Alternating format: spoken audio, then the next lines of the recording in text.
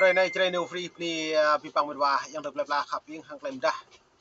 Dan medwa ta boh dak ni ko mai kam dung mai do ni tai bun kebi mak ni chat Thailand yang payu asap mai dung lu kat lai tar bat ni ta bakwar yang thopien buh kala kat lai tip grab remong berla ni mau lum ta kat lai rung rang. Friday tampre plan nemti ta boh him pa. Tôi doan hàng Trung Quốc nhiều lệ nhiều rốt đang tay nhiều. Tôi đây về Đảng Cộng sản Việt Nam. Sao mới ra đây him pa nhiều hàng Trung Quốc vừa cất đang tướm nhố chinh xá châu chinh sập bul một lấy số lệ tương nhố xa ai càng nhẹ sát càng đôi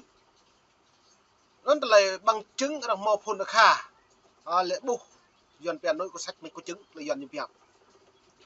chỉ cất như gạo phải như ngà này nhố từ du cả rằng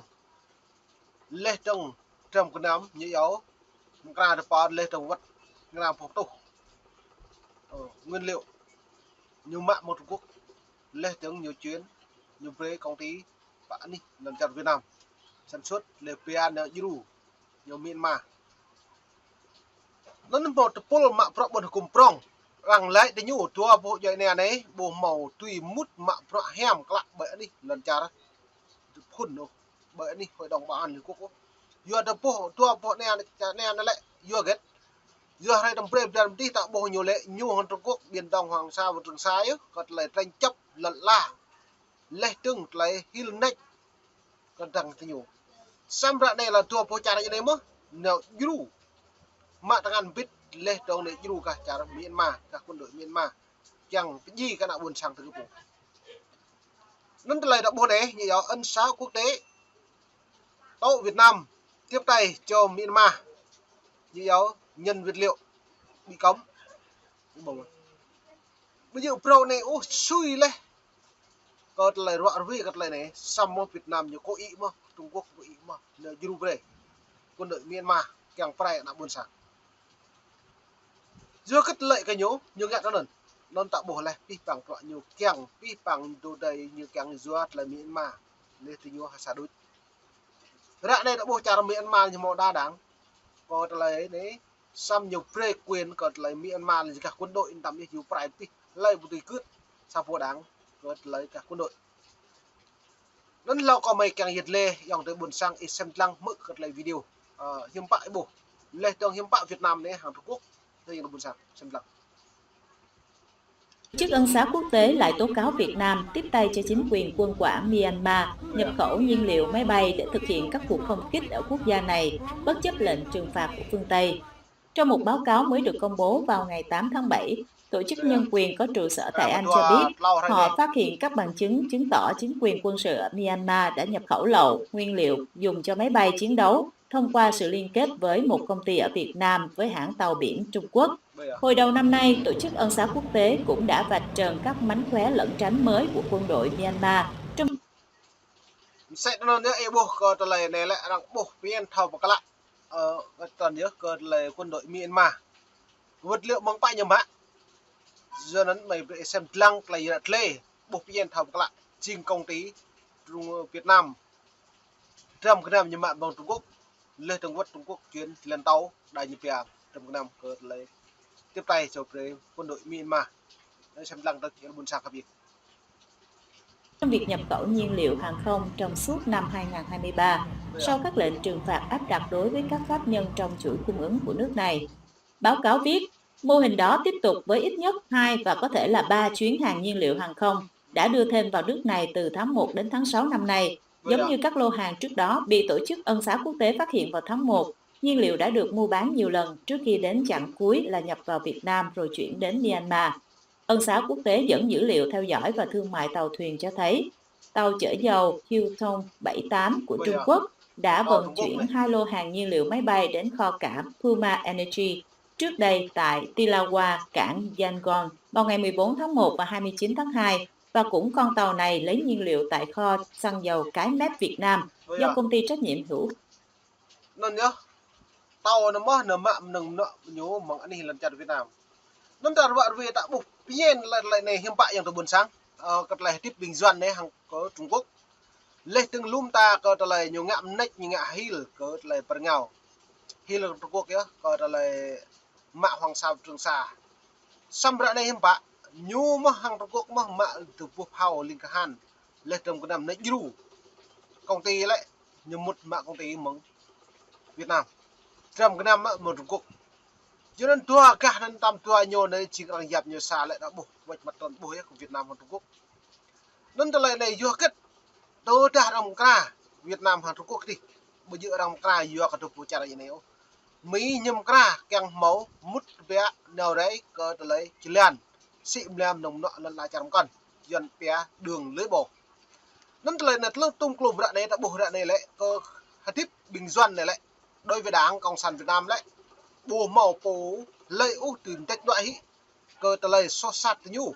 lệ từng cơ nông đang cộng hòa đối cả tuyển kẹm cả hoàng sa chúng xa tôi đã bùa dọn hay ngoại trong nhau đối đối với đảng cộng sản Việt Nam bùa tư nhạ xăm ta được ưu do gắt nhô chỉ có một ruột lệ nó nất lời hay đầm prey đã bùa lệ đầm đi đã bùa mớ cơ tờ lời nhiều bùa lệ từng luật biến 181 lời luật biến là hiếm bạn rằng dựa về cái nhu mà bây giờ rằng luật cái nào bởi cái luật quốc tế lệ từng lần trả bảy một lấy quay e bù prepo lấy nguyên công sĩ trả này để trả rio lệ từng quay e nó lại chính rằng pre tung clum nuôi tuy sĩ nâng truyền này vừa được Trung Quốc như lệ Hoàng Sa nhô Trường Sa nhô lệ nhiều mạng nhô tắm đâu về bên lại chính ảnh hưởng lần trả chỉ là bằng rô nơi đây với Việt Nam như lệ hiếm phải Hoàng Sa là cái nhô mất đào Hoàng Sa Trường Sa cái nhô mất vừa cái nhô lại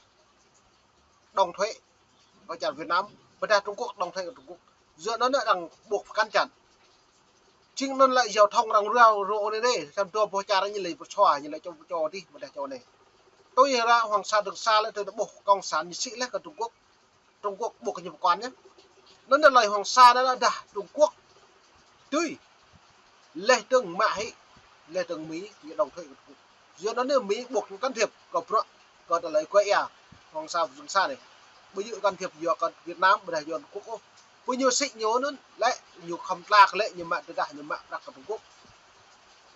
nó nên là bộ lùm ta cả lời này lại bây giờ là đây mình vào hàng lại công cộng sản Việt Nam nhưng bạn như chính tôi bộ lách tàu đấy lên chống nhiều đoạn về cả lại công ty Việt Nam ở trong cái năm Trung Quốc piano chứ bởi anh đi công ty Việt Nam mạng muốn truyền nhỏ đi cả Myanmar lấy du vật liệu máy bay rồi lấy lạc nhẹ gì cái nào bên sang Trung Quốc đấy xem lăng là lệ đặc lộ như vậy Tháng 2 và cũng con tàu này lấy nhiên liệu tại kho xăng dầu Cái Mép Việt Nam do công ty trách nhiệm hữu hạn Hải Linh điều hành trước khi khởi hành đi Myanmar. Bà Yadana Maung, người phát ngôn của tổ chức phi chính phủ Justice for Myanmar, nêu nhận định với VOA qua email rằng không thể chấp nhận được việc Việt Nam tiếp tục đồng lõa trong việc cung cấp nhiên liệu máy bay cho chính quyền quân quản bất hợp pháp của Myanmar. Bà kêu gọi chính phủ Việt Nam ngừng tiếp tay cho chính quyền Myanmar và nên thực hiện nghĩa vụ nhân quyền quốc tế của mình bằng cách chặn tất cả các nguồn ngân quỹ, vũ khí và nhiên liệu máy bay cho chính quyền Myanmar. Ngoài ra, bà còn kêu gọi Hoa Kỳ nên khẩn trương áp dụng các biện pháp trừng phạt đối với công ty trách nhiệm hữu hạn Hải Linh của Việt Nam. Công ty Hải Linh Việt Nam, thế giới kêu gọi phạt của Việt Nam có lời sốc lập nhận này. Nó nhất lại phải hình lại mệt và đã trình mệt là do nhầm bạ nhiều tùy ngã đó nhiều thao công sản đây là nhiều bùi cái chấp có bùi cơ bùi hiệp quan lại dập nè và nhiều nhấp lại càng Mỹ dữ đến nhiều xăm lại của mình như lại như càng có lợi dụng trả Mỹ đối chứ bộ càng lại đa đảng như càng đảng cộng sản Việt Nam càng như chất nguyên chất nhiều vô nó này rim đang có nhiều này đối với đảng cộng sản Việt Nam tự xem lặng mạng băng thuần được một xã băng 2004 rồi có bạn khỏi như do khỏi 406 rồi buổi lại ur crowd như vậy nhưng mà đang nhập pre ur đang bộ pre ur nó như một cái đặc buồn sang nhập bù hay này bộ bảo như giàu tù nhân lương tâm này bây giờ nó cái này tôi ta là tù nhân lương tâm ta bây giờ cái đào Hoàng Sa thiếu ta ta vừa cái lần là ta phu mà tiền phu sang đầu ta phu giờ nó tạo crowd ta một càng thay nhổ với bình dân như nó ur mà tôi lại lần lại nhổ dân như ur mà tôi lại đạo nhổ dân mà ur lại đạo dân ur Hoàng Sa Trường Sa thì dân ur rồi nó như mạng cái hay này là Nam thôn đại trung thôn đại span thôn bình dân như cổ bây giờ cái do cái lại đáo mà đại như cái do nó lão nhiều cái do có biến tí nhiều do nên ta đã buồn sang đây ca ta lại dân hàng ta là phá rẻ bây giờ làm gì đâu nó mệt vả nó lại mày rọ về là phải phiền được lại buộc phiền thòng các lại có ta lại rọ về rạ này dần nó cự mà là dần nó cự mà cự cứ hoàng sa đang nhà phố mà cự với ta lại hiếm bả bạc cự đó mà nam cự đó mà cự xem vô gật ta cầu kiềng lại kê kẹo lại hiện nhân quyền ta phố lần la ta phố mò đề ta phố lên sang tội ta phố ta cầu bả ta kiềng bộ kiềng ôi như cái kia ta kiềng cái quan chặt non chơi new free ni pipang berwah ini bunsang kapi mom ni mong mem dung lai le krop re mong nak bunsang sendlang